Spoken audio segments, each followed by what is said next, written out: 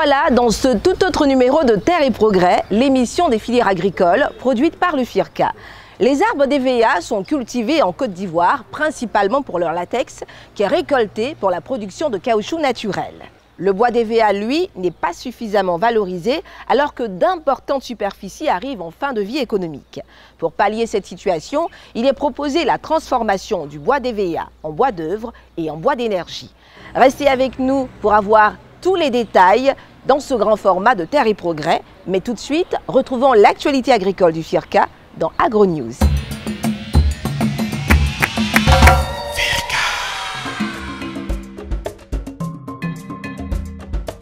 Mercredi 22 mai 2024, au siège du Fonds interprofessionnel pour la recherche et le conseil agricole FIRCA, Sisak Kodi-Angré, l'Association des professionnels du caoutchouc naturel de Côte d'Ivoire, APROMAC, a organisé un atelier de présentation de son projet de labellisation du caoutchouc naturel ivoirien.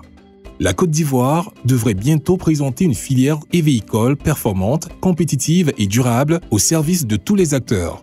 En effet, à travers l'APROMAC, les professionnels de la filière ambitionnent créer le label du caoutchouc naturel Made in Côte d'Ivoire. Ils ont amorcé le processus en présentant le projet au cours d'un atelier qui a enregistré la présence des experts de la chaîne de valeur. Le ministère d'État, ministère de l'Agriculture, du Développement rural et des productions vivrières, le Conseil EVA Palmier à huile, l'APROMAC, le FIRCA, Codinorm et d'autres acteurs ont ainsi animé une première rencontre visant à mutualiser les réflexions sur la marche à suivre.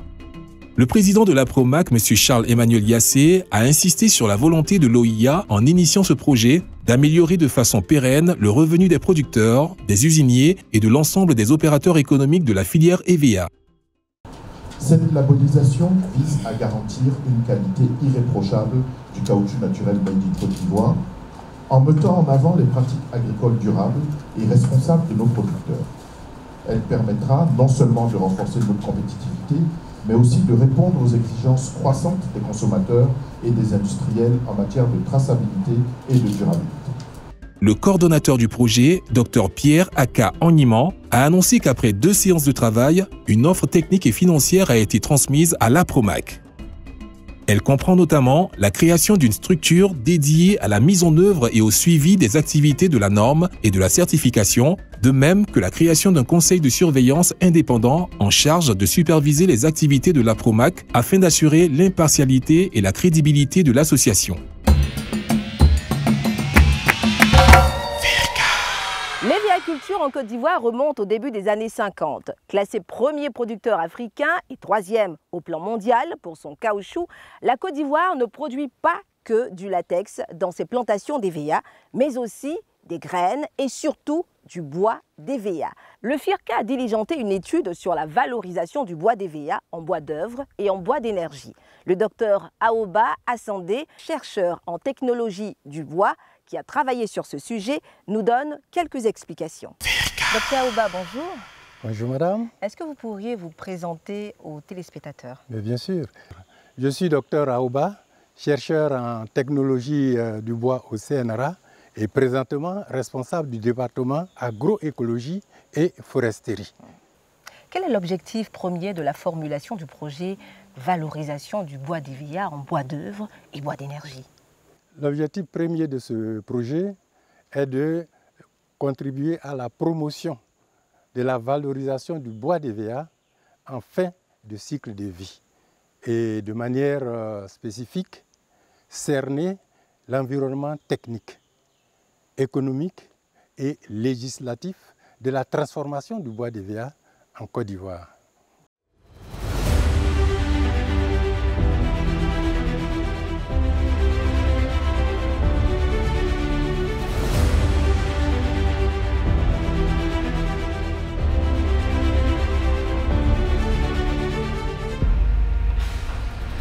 La première expérience de la Côte d'Ivoire dans la transformation industrielle du bois d'EVA remonte à l'année 2002 avec l'unité SBHCI, la société de bois d'EVA en Côte d'Ivoire, d'Osrotoupa à Dabou.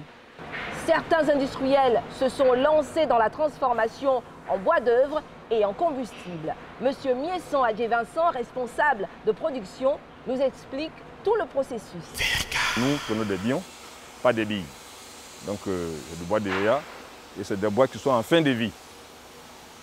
Et le second point, c'est le sciage. Le sciage, c'est l'atelier que vous voyez derrière moi. Et à l'intérieur, il y a plusieurs machines, des machines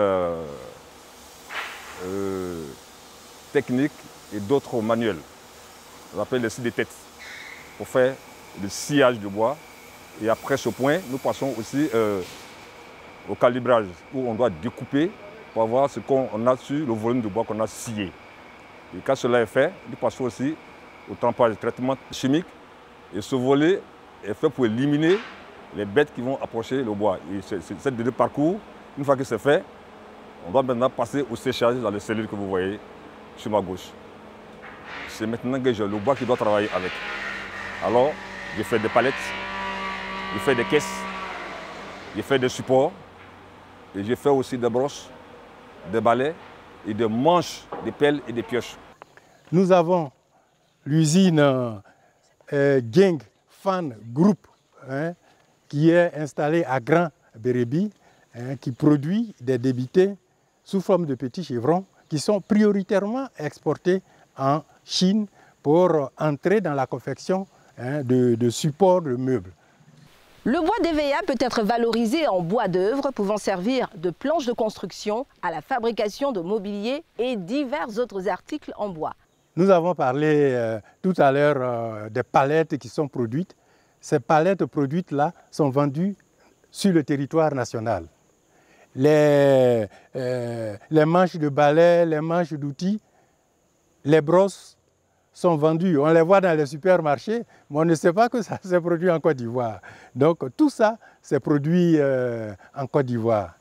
Les plantations d'EVA en fin de vie économique pourraient donc constituer une bonne source de revenus pour le planteur. Je dirais qu'à l'analyse, quand les choses vont, disons, prendre totalement forme, ben, le petit producteur n'aura même pas à débourser pour renouveler sa parcelle. Le renouvellement d'une parcelle d'EVA, puisque l'abattage et tous les travaux qui doivent se faire sont mécanisés, revient entre 300 000 et 400 000 francs.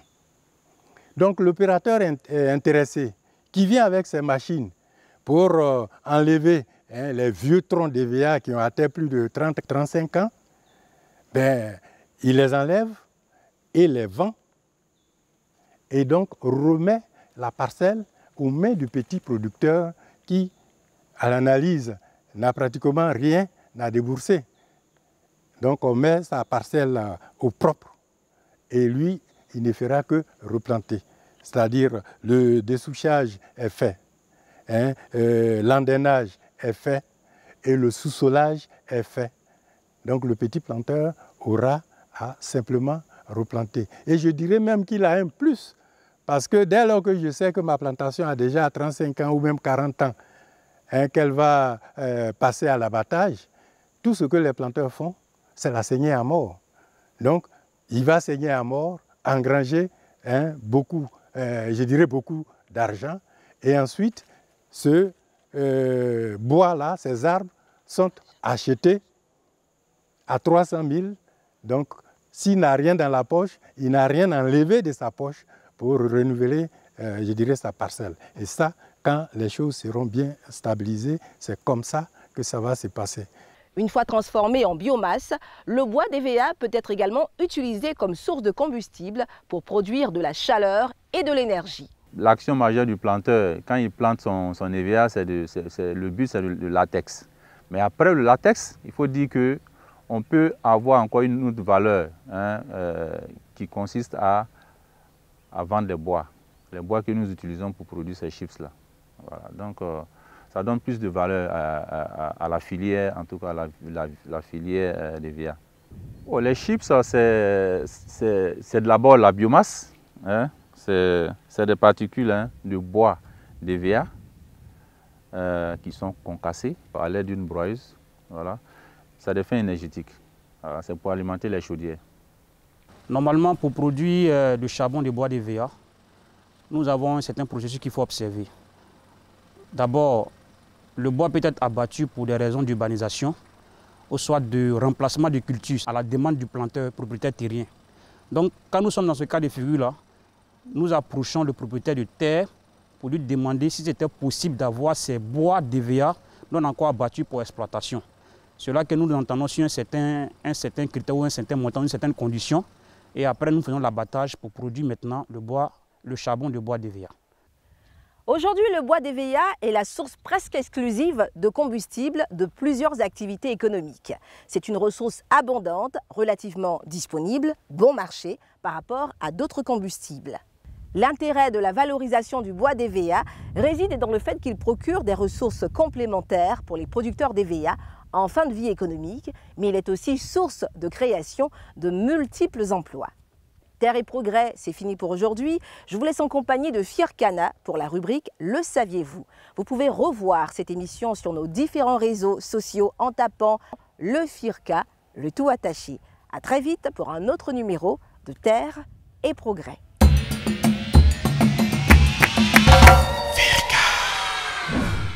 Bienvenue chers téléspectateurs, je suis Firkana. Saviez-vous qu'il existe un call center dédié à l'assistance technique aux planteurs d'EVA logé au siège de l'APROMAC à Abidjan? Il est disponible du lundi au vendredi de 8h à 17h pour aider à gérer les 200 000 plantations que compte le pays. Le numéro vert pour y accéder est le 1375, gratuit jusqu'au 30 décembre 2024. Planteurs d'EVA, n'hésitez pas à appeler afin d'obtenir des informations utiles sur le prix du caoutchouc naturel, l'identification des plantations, la prise en charge technique des producteurs, la répartition des encadreurs. Notons que la création du call center, à l'initiative du FIRCA, s'inspire de l'expérience asiatique d'utilisation des NTIC pour le conseil agricole afin de diffuser des informations techniques en temps réel à une masse de producteurs. Je vous dis à la semaine prochaine.